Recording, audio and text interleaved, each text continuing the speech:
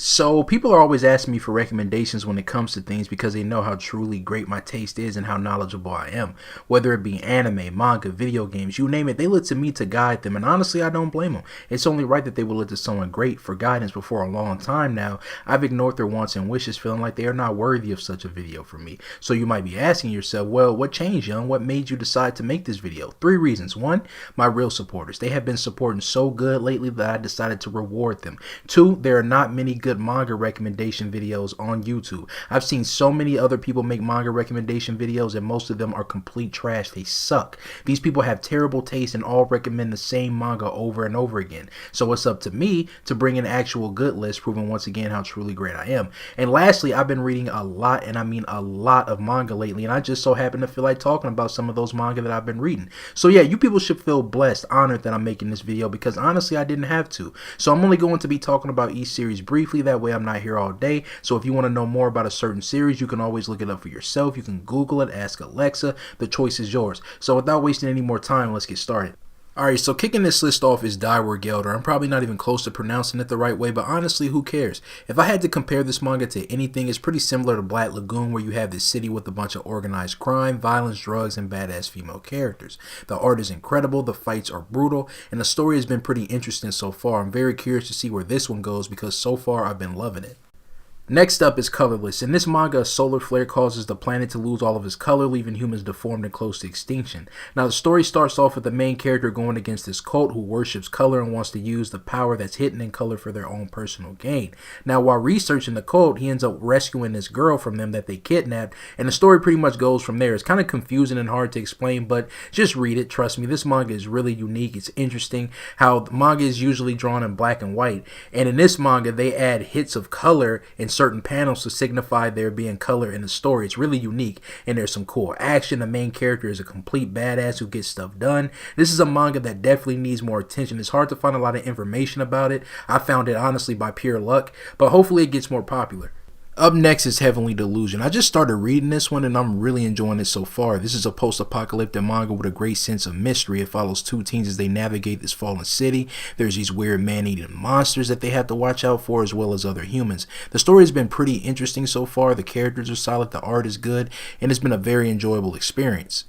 Next up is Gigant. The creator of Gigant is back with another one, and it's just as weird and over the top. So to keep things simple here, boy meets girl who happens to be a porn star. They start dating, she turns into a giant and starts fighting aliens.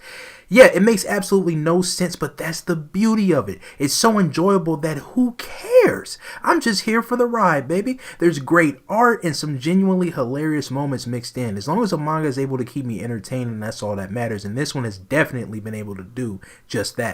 Very rarely can something keep me on the edge of my seat while reading, but Blood on the Tracks manages to do it with ease. This manga tells the story of a mother and her relationship with her son, and what starts off as her maybe being a little bit too overprotective towards him turns into downright craziness as you quickly realize there's definitely something wrong with this bitch. This is psychological horror at its finest, and I love it. Easily one of the most disturbing manga I've read in a long time. And the crazy part is I read this manga years ago, but I forgot the name and I couldn't remember where I was at in the story. And then years later, I just happened to come across it again. I was like, oh, I remember that. And I started reading it again, and man, I'm glad that I did, because this is a hell of a ride, man. I genuinely feel bad for the son in this story, all that he goes through, all he has to deal with. I couldn't imagine having a mother as crazy as this. Next up is To the Abandoned Sacred Beast. So basically there was a war between the North and the South, and to get an advantage, the North started experimenting on people and turning them into these beasts capable of winning the war. Now fast forward, the story follows a girl who wants revenge because her father, who was one of these beasts, was killed.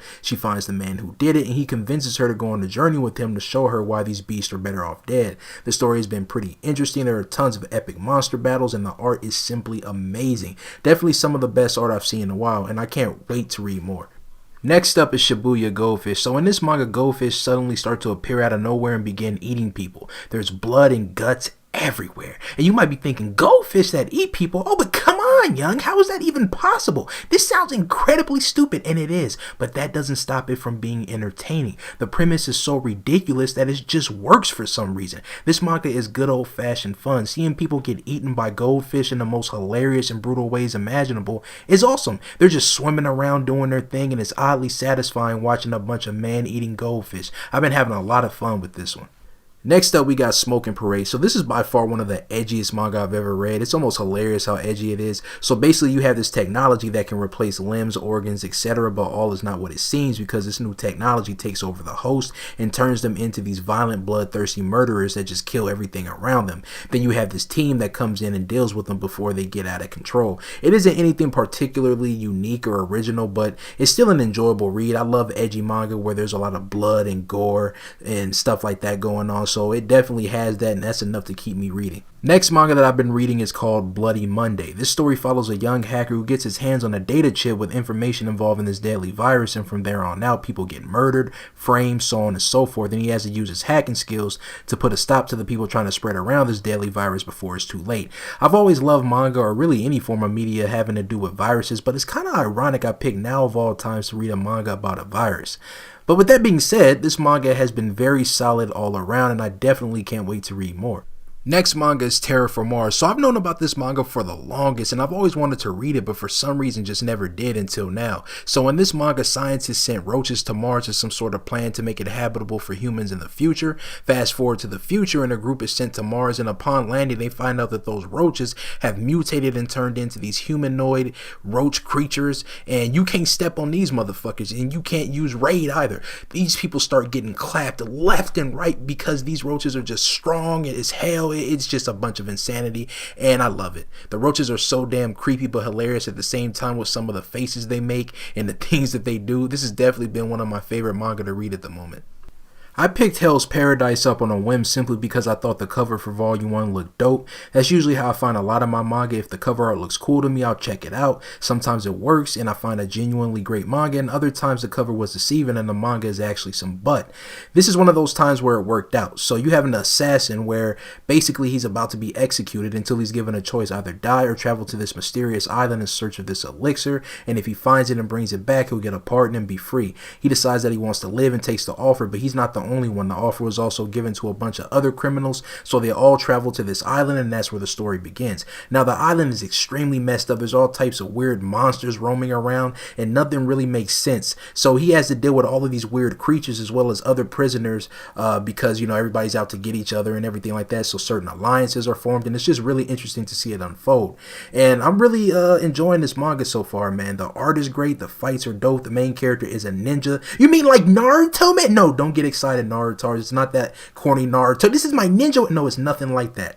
It's nothing like that. These are real ninjas here, man. The abilities that he uses in battle are extremely fun to watch. I can't wait to learn more about this island and see where the story goes. So there you have it, 11 manga that I've been reading and think you should too. Man, do I love manga. There's just so many great stories out there. So hopefully you were able to find something new to read on this list. If not, well, who cares? Go find something on your own then.